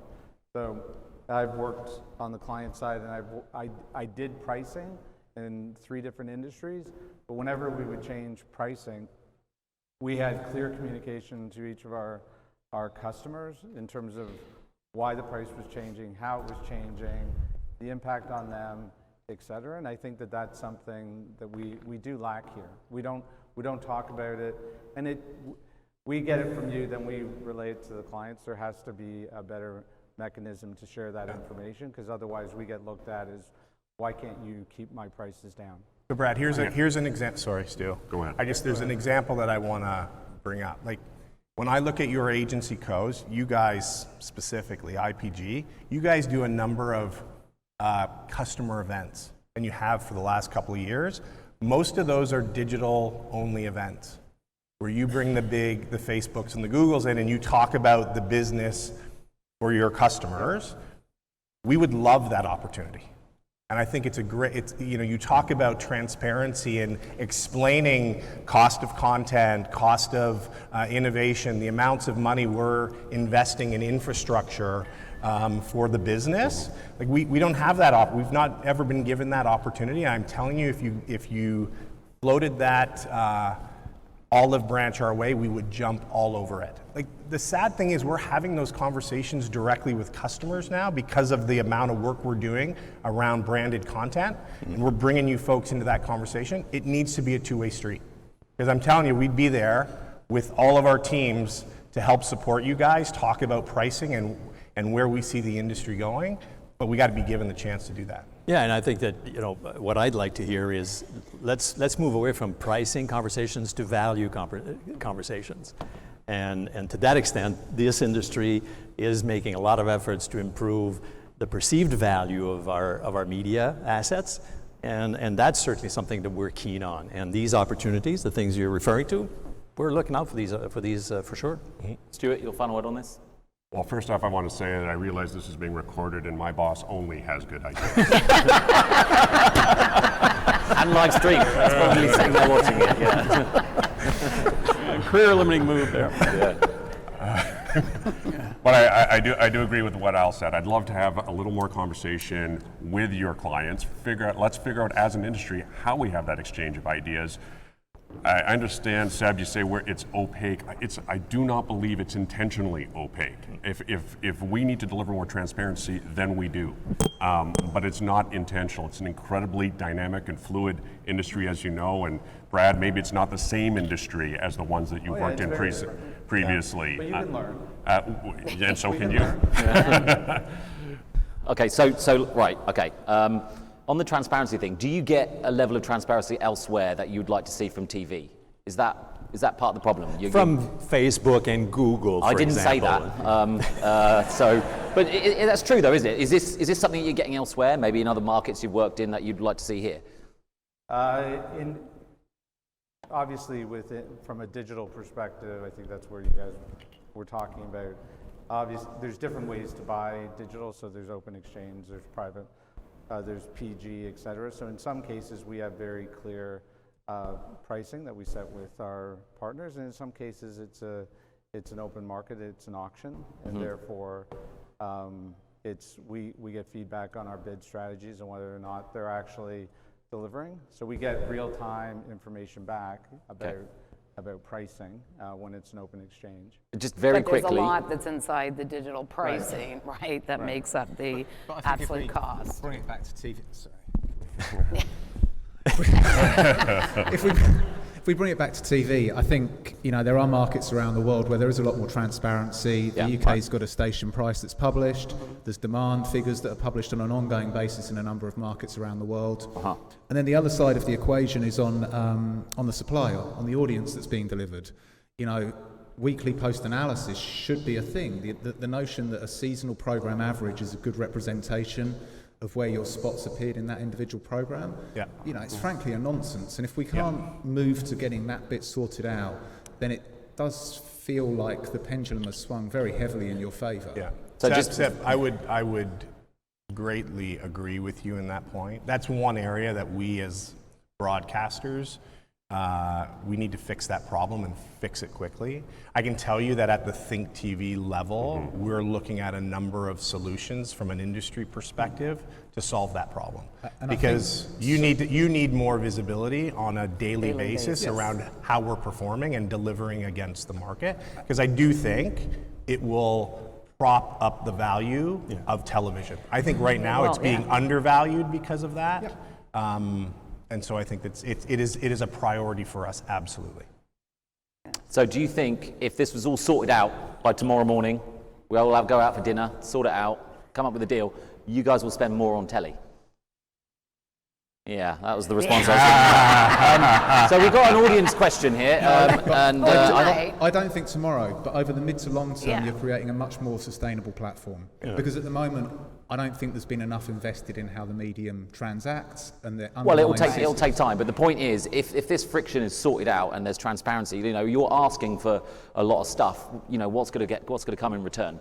And obviously, if they're going to build it, But I think if you look at it, we're a mature end of the market. There's diversification into less mature ends of the market, which is going to help you grow that revenue. Yeah, good answer. But we have a question from the audience. There's a Michelle Porchuk, hopefully I've pronounced that correctly, Director of Canadian Office of Operations from Squad, who would like to ask the panelists a question. I hope she's got a microphone. Where are you? Oh, there she is. Grab a microphone. Hit them. Hello, good morning. I wrote this down because it's a long one. So you've been talking about what each of you need from the other. And given there's no industry benchmark for media price benchmarking, there's got to be significant frustration in the market. I think especially around the transparency point that you've all been talking about this morning. And I'm just wondering, how do you determine if you feel like you're getting the best deals right now? And I know from my days of agency life, you never really knew, but you told your clients you were getting the best deal. And procurement also insisted you get the best deal. So if there was an opportunity for an independent, transparent benchmarking service in the country, what are your thoughts on that? Something that would actually lay out for everyone pricing dynamics so that you could take that off the table and get back to looking at television as a branding opportunity. I would love to answer that question, but as the older guy in this panel, I didn't hear a thing of what you said, so I will let these guys go for it. Even with the microphone. So hang on, so it's an independent company coming in to verifying or giving a level of transparency that the buyers are happy with. Do that all the time. Yeah? Would you be happy with that to be the case in Canada? Absolutely. Yeah? Yeah? Listen, I think there's a way that you can approach that would absolutely add value. My question to you is, does that help you or hurt you? Is that what you guys are after?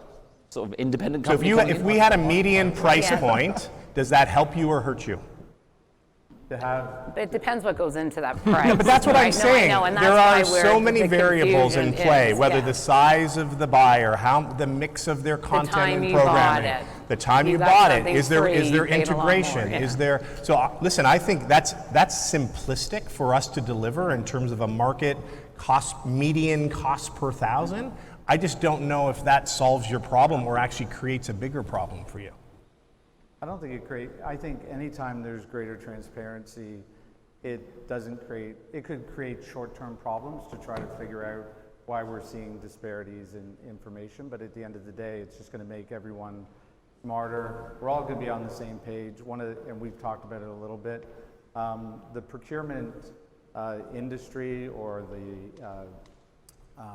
the procurement teams at our clients or the ones that they hire through pitch processes, their job is to squeeze numbers down. Yep. And there is no benchmark in the marketplace. It was said earlier, there's really a lack of information. And that's why in so many different industries, whether it be cars, hotels, airlines, that there's services that have been created to provide that visibility to consumers so that they can make a judgment call. Right. And then over time, to your point out, you can create, what are the characteristics? You can attach those characteristics to the individual buys so that people get smarter and they realize that the earlier you buy, the lower the price. The bigger the volume, the better the price. The closer to the on-air date and it's a small buy, it could get quite expensive. But then we're more educated, our clients are more educated, and there's something that we can actually point to in the marketplace that says, when I say something's $10 and a procurement person comes back and says, I need that for $5, it's like, no, there's no possible way. That's never happened in the history of this industry.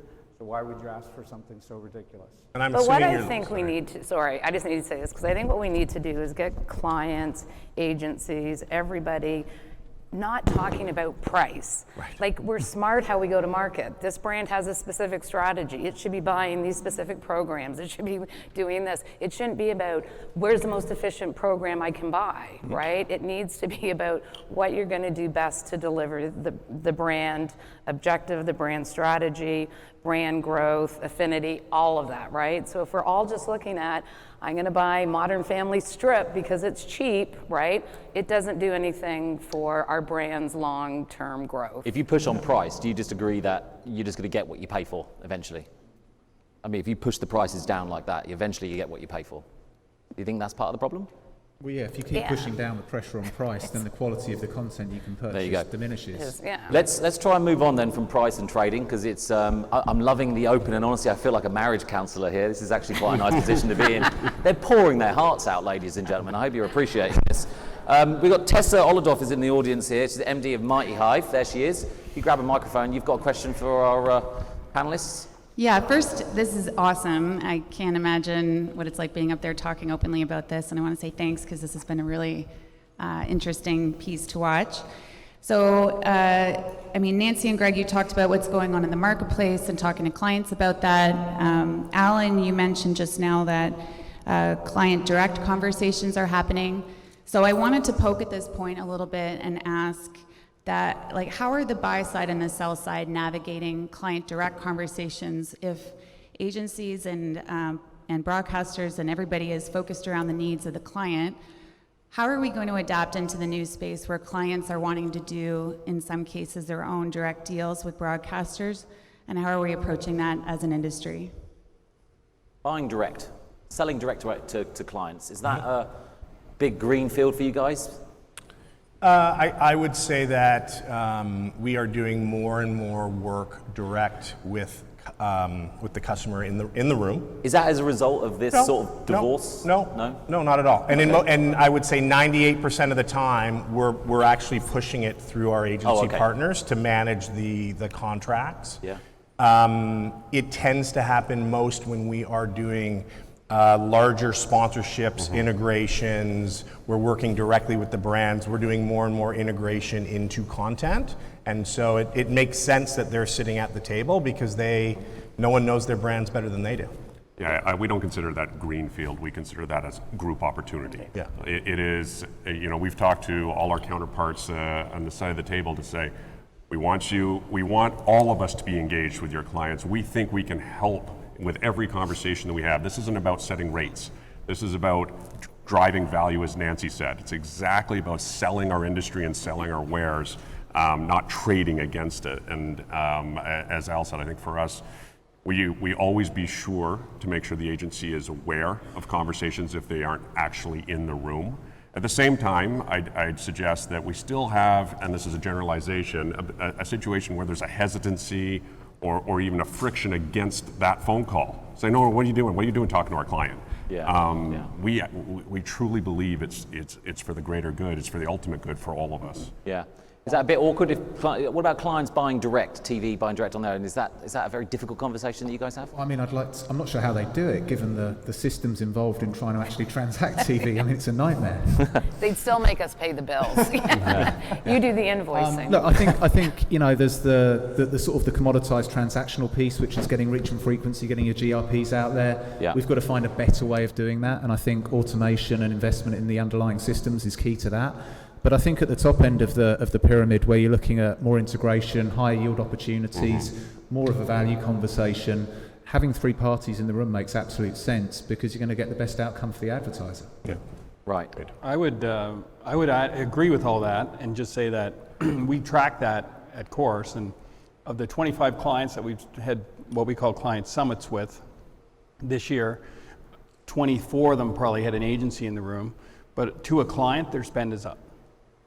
So I think when you do that conversation and you can actually go to Nancy's point of focusing on value and not price, it really helps the actual end user client understand the value of what we're talking about. And that's when you've got the client in the room with the agency and you're engaged with them directly. Yeah. That's a lot of work though, isn't it? That's a lot more salespeople, I imagine, or is that it's sort of what we do. It's what we should be doing. Yeah. Okay. No, it speaks about the distinction between the high value and low value work there. We bring value when our brain juices are flowing. That's when we do our best work. And when we translate the assets that are at our disposal with the interest of a client, that's when the chemistry is magic and turns into fantastic projects. Okay. The role of the agency to that extent is paramount. Ultimately, we have no partners that we deal with that says, we're going to execute the buy direct with you and you handle it. They always turn around and say, the agency, media agency expertise is needed for this to be really successful, and that's how it works. And these are the best combinations. Okay, so we've got another question here actually from a client. Now I hope she's here because I haven't actually checked. It's Tara Paradig from Microsoft. Can you raise your hand? There she is. She's at the back there. She's the international media manager for APAC, LATAM, and Canada at Microsoft, and she's back in the TV buying game, aren't you, Tara? Hopefully. Well, we'll see, actually. So this has been an incredibly interesting debate. For me, the thing that I look at when I look across the mediums is the precision of targeting. And where is that when we port from digital conversations that we have on our ability to target? And then the other side of it is the measurement. So we had a lot of conversations this morning about the fraud, and we need to work with several partners to resolve that issue.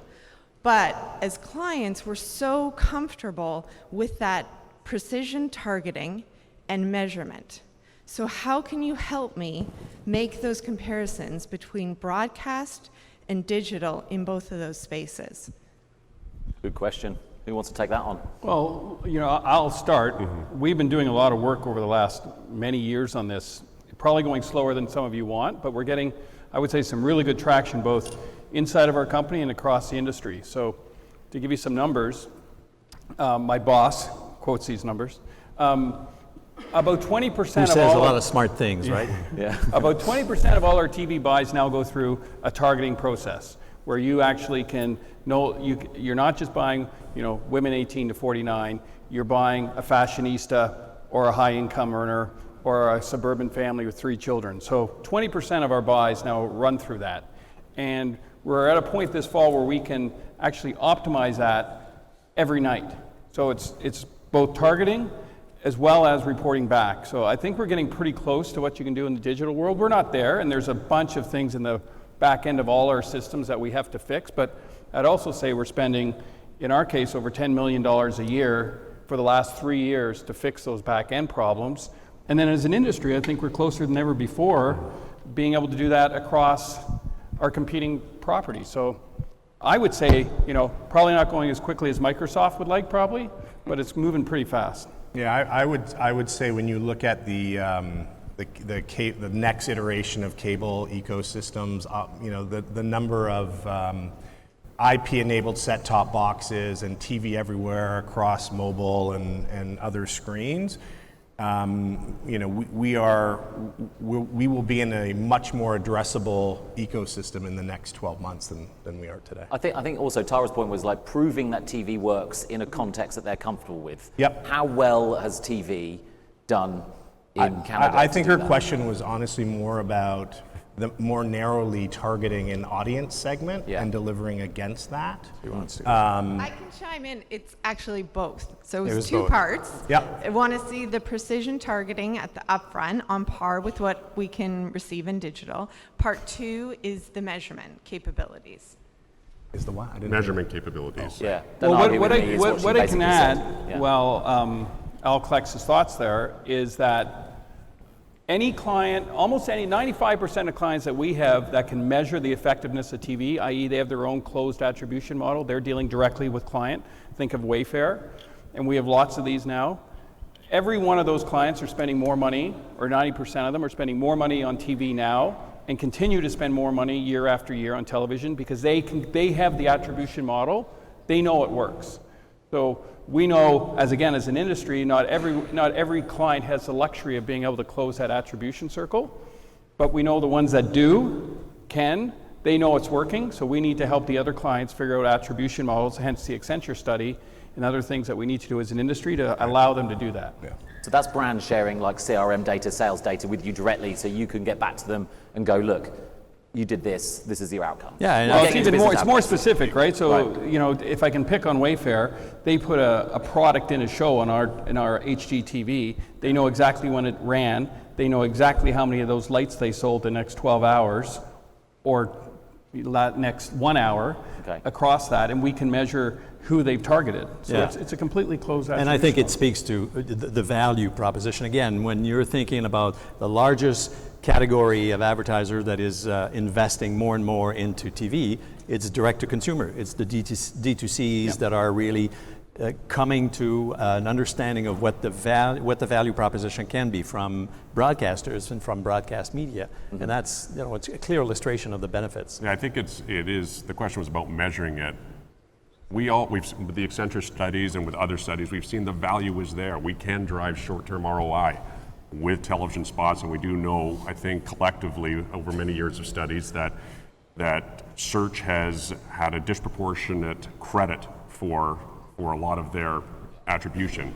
And I think all of us are working with our own data to help to drive that attribution back to our customers. Yeah.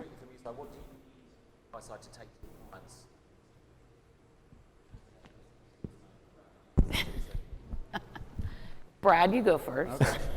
I think, so from a, I'm not going to talk about the Accenture study because that'll get me going. Yeah.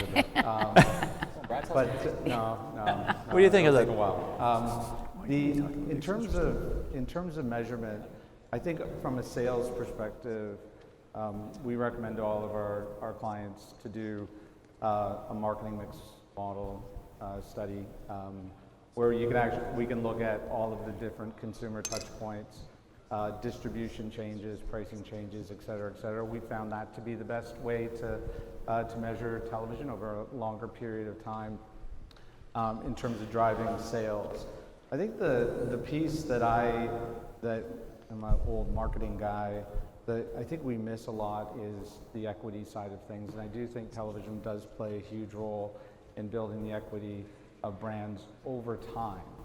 And I think that Where potentially there's an opportunity is for the folks on the broadcast industry to help clients measure that if they're not, because not all marketers are investing in a longitudinal brand health study. So there are mechanisms where something like that can be done, because I think that's the piece that sort of concerns me a little bit as we have what everyone calls short-termism, is that we're not measuring the long-term health. We can do marketing mix model study after study after study, which is usually a 3-year time frame, and we're going to see ROI, pretty good ROI again for television as well as for digital and some other media. But what we're not looking at is the cumulative effect of that on the health of the brands. And I think there is an opportunity for us all to be focused a little bit more on that. Obviously, we get paid to deliver sales in whichever company we are, but it's about today and tomorrow, and I think there's an opportunity to look at the equity side more so than we do today. Yeah, but it's interesting. Creative agencies typically get paid for building brand growth, right, and affinity, and not necessarily sales, where we end up playing more in the trenches of that. And I fully agree with what you're saying, Brand. You got a good brand there. Is that we need to keep, I always get worried when we start talking about the short-termism of TV, because the beauty of TV, the beauty of video, is that it does allow there to be affinity, like it's context, right? Yeah. So yes, absolutely, we need to start to figure out how to, target a bit more on certain products and do this, but do not lose sight of what your brand is, and clients don't lose sight of what television and video can bring, because it is one of the most powerful channels. Yeah. And I hate to say that because we are going to get into deal negotiations soon, but it is. No, there are no more deals. But the one thing I would add there is, we always talk about long term and how great TV is with the long term, which it absolutely is. But the other thing to remember, I think, as we talk to CMOs and you talk to people in the industry, short-termism isn't going away. And short-termism is a real thing that is going to continue. And TV can actually do both. And we need to be able to prove to people that absolutely TV is great for building your long-term brand, but it's also great in the short term. Yeah, and the recent Binet Field studies that were shared with the markets highlight and confirm that the contribution of broadcast TV is definitely short-term and as well as long-term, but it has to be kept in the strategy, kept in mind as we're rolling out the plan. Client launches a new campaign, you talk to them within a week, and they automatically go, oh my God, sales are already up, right? They know it works short-term. Yeah. Yes, we need to prove it, we need to have better KPIs, we need to have better measurement for that, but I mean, as soon as some brands go on TV, just like Wayfair, right? Yep. All of a sudden you can see things happen. So short-term, absolutely, they know what happens. Let's get solid KPI. Sorry, you're cutting me off. That's Go fine. ahead. That's fine. Have you noticed how this has happened? They started so far apart, and they've opened their hearts out, poured themselves to each other, and they've come together on short-termism. It's a beautiful thing to watch. Now, finally, last year's event, we talked a lot about collaboration, and we're just going to end on that note. We're going to see, obviously, we talked about it last year, but what has happened in the year that's passed? Like, what have you guys done? Give me some meat on this topic of collaboration that you guys have progressed with over the past year. Well, I would say the first one, sorry, Jean. Go ahead. The first one I would say is on buying common segments, where, as I mentioned earlier, 20% of our business is going through that targeting process, and now Rogers and Corus have the same common segments you can buy, and we'll be in market soon, and we're working with the rest of the broadcasters to get there. So I think that's a big step. You said to me on the phone as well, Canadians don't like to brag, but you've done some pretty cool things in Canada. What were they again? I've forgotten them. Justin, really, I don't like to brag. No, look, the Cinch model that we're doing, that's an automated buying platform, it was the first one available in the world, right? Okay. So it's been very slow to adopt here in Canada, which we're fine with. We now have 40 sort of desktop licenses across all the agencies that can now buy in an automated way. But Discovery's not there yet. We're going down to see Viacom this afternoon to talk to them about OpenAP because they're not there yet. Sky has a test going on right now. So there's a lot of things we're doing as an industry that we, as Canadians, I don't think give ourselves enough credit. I think we all, sorry Justin, but we all have our products that are absolutely pushing, I think, the edges. And they are iterative. I think we would love to remind our whole industry that these are iterative projects, and we are pushing them forward as a result of collaborating and communicating with our partners. However, we do need our partners to support them. We talk about slow adoption. The faster the adoption on these products, the faster we can iterate, and the more they improve, and the more we go. You want to see commitments from the buyers if you build something and work together. You want to go, well, what are they going to do? Okay, you get the last word on this. What are you going to do? What do you guys want from these guys? You know, if there's one thing that they could work on and deliver, come on, Seb, what will it be? I'd like to see a common industry-wide buying platform that allows us to maximise the opportunity to unify audiences, like supercharge the way that we transact, because it's archaic at the moment. And I think if we could all collaborate on that, we create a lot of benefits from our business, right down to the buyers and the assistants who sort of are dealing with thousands and thousands of spots a week, all the way up to us who are doing the big deals. Okay, I think that's a good place to end it on. We've got to give a massive round of applause for both sides for dealing with very difficult questions. Thank you, sellers. Thank you, buyers. We're going to have a 30-minute break, and we're going to be back in this room to talk about the future of brands. Thank you very much, ladies and gentlemen. Well done. Thanks, Justin. Well done. Well done, mate. Well played. Thank you, Justin. Appreciate it. It is dark.